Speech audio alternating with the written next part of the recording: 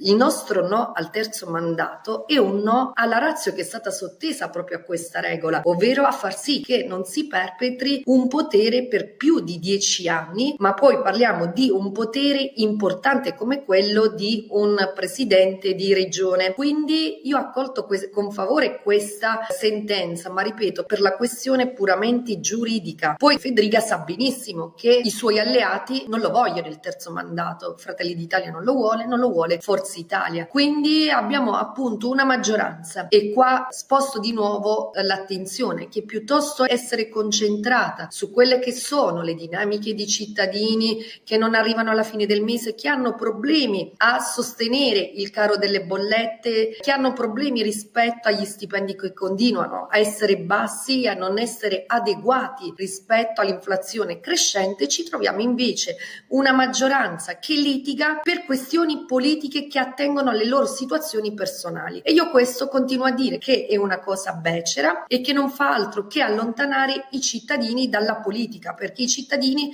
vedono soltanto una corsa a quelle che sono le proprie posizioni personali.